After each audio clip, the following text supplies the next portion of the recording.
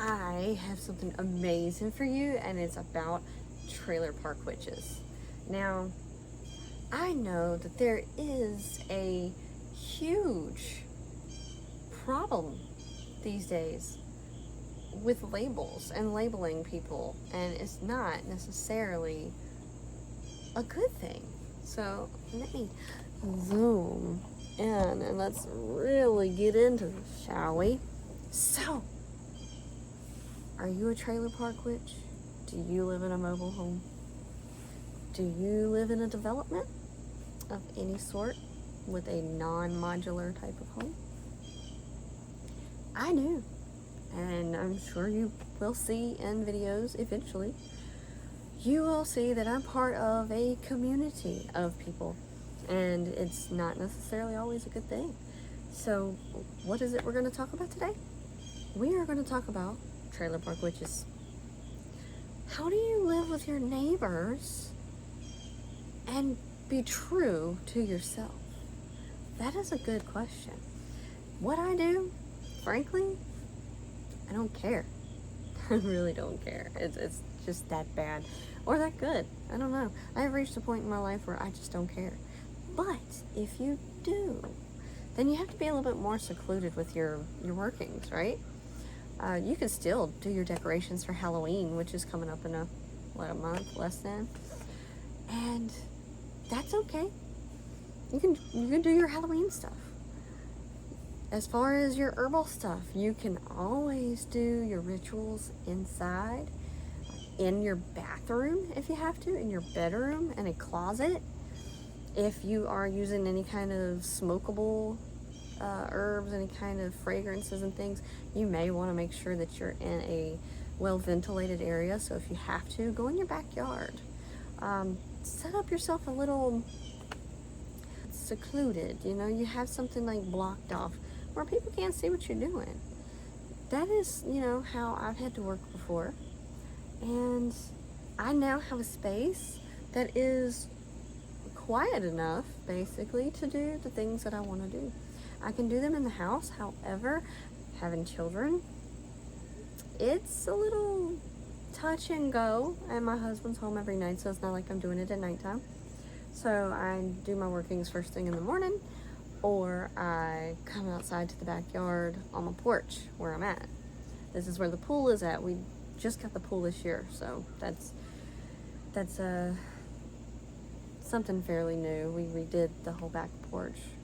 But if you only have like an acre or less than an acre that you live on, definitely do it on the other side of your car, and then block off the other side. Do like a clothesline or something and hang towels or sheets. You can do that. You can create yourself your own little shelter and have this amazing little shelter built of sticks, sticks and leaves and pine straw and, anything that you can use. You can basically make your own little section with it. If you need an altar, you can do it outside as well. Nobody has to know. Plant you a little garden, sunflowers or something tall growing, like hops or something. And you can create like this little rounded area, and then you can have your own little altar right there.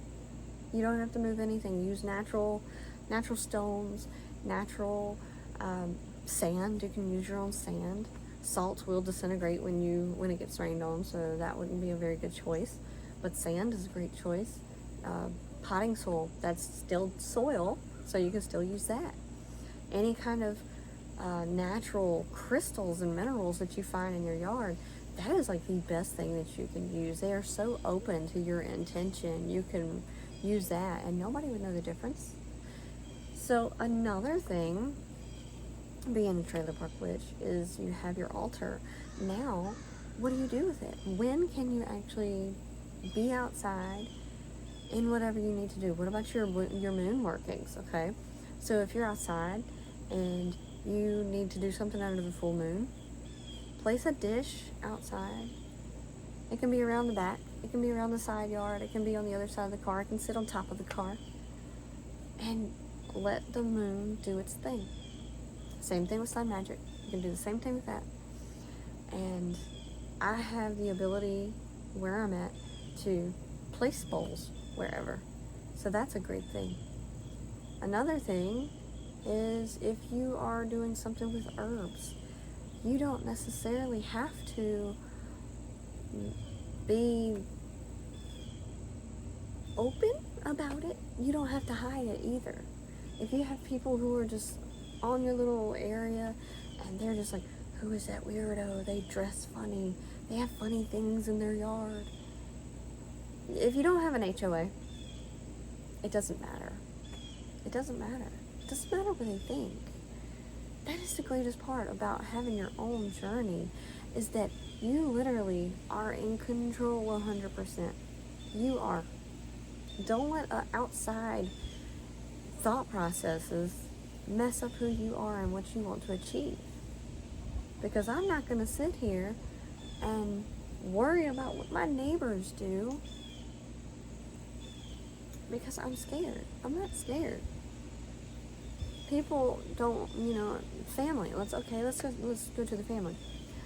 The whole entire area around me are Christian, and they are heavily Christian. They go to church on Sundays, and some Wednesdays, and some accept me, some do not. And a lot of them are family to my husband, so those get-togethers are kind of normal now, but they didn't used to be. I was this weird, hippie, witchy person, and I call myself the hippie dippy witch. That's basically what it is. But I found that if it doesn't get brought up, or if you don't bring it up, they don't either. So they might bring up their stuff, but it doesn't necessarily mean it has to trigger you. It doesn't have to trigger a response out of you. So think about that when you are the trailer park witch and you want to come up with things and do things that suit your soul, your soul's purpose. It's perfectly fine. You are in charge of that. And if you have your stories, I would love for you to comment down below. Just let me know your side of it so we can just have a conversation. This is Hazel, and I'm out.